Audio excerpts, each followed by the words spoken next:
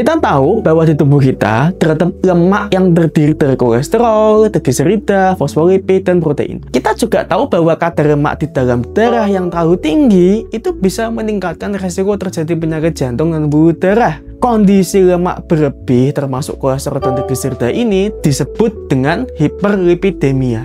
Kadar lemak seperti kolesterol ini bisa kita nilai dari darah dengan atau tanpa puasa.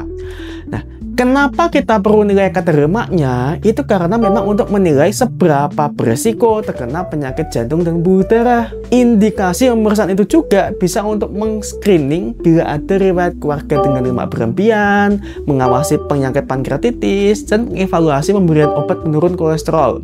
Jadi intinya, mengapa kita harus mengecek kolesterol ini? Karena kita untuk memantau resiko-resiko jadi berbagai macam penyakit. Kadar-kadar lemak dalam darah yang bisa dinilai itu ada berbagai macam, yaitu pertama, LDL yang sering disebut dengan kolesterol jahat karena bisa membentuk sumbatan dalam pembuluh darah. Yang kedua, HDL yang sering disebut kolesterol baik karena bisa membersihkan lemak dari dinding pembuluh darah. Trigliserida yaitu lemak yang berfungsi menyimpan energi, tapi dia juga bisa meningkatkan resiko sumbatan bila kadarnya terlalu tinggi. Dan yang terakhir, bisa dihitung kolesterol totalnya, yaitu gabungan antara LDL, HDL, dan sebagian dari trigliseridanya ini. Kadar LDL, trigliserida, dan kolesterol total yang berlebihan dikatakan bisa meningkatkan risiko penyakit jantung dan pembuluh darah. Sekarang, berapakah nilai-nilai normalnya?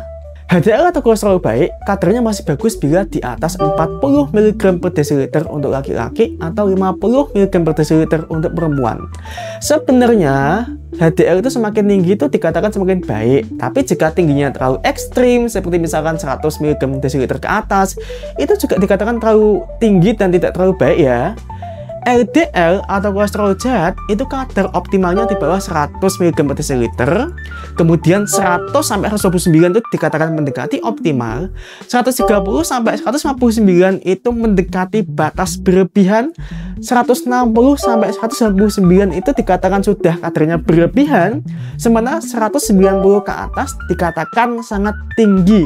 Nah, semakin tinggi LDL ini, bisa saja resiko penyakit jantung dan pembuluh darahnya semakin tinggi. Jadi LDL ini targetnya tuh harapannya kita buat serendah mungkin. Nah, trigliserida dikatakan normal bila kurang dari 150 mg per desiliter.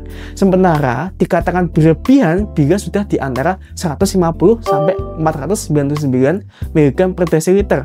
Dan trigliserida ini dikatakan sangat tinggi bila di atas 500 mg per desiliter. Kolesterol total adalah gabungan dari LDL, HDL, dan 20% dari trigliserida, di mana kadar normal kolesterol total ini adalah di bawah 200 mg per desiliter. Nah, jika ada kadar lemak itu yang tidak normal, misal ada yang terlalu tinggi LDL-nya gitu ya, itu disebut dislipidemia.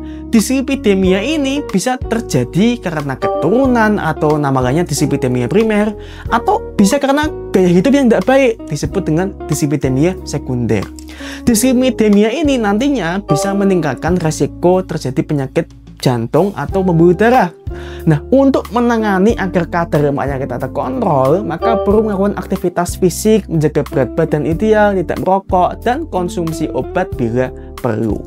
Walaupun memang ada kondisi-kondisi lain yang bisa meningkatkan kadar lemak seperti sindrom nefrotik, sumbatan empedu, hipotiroid, kehamilan, dan obat-obatan tertentu pun bisa meningkatkan kadar lemak.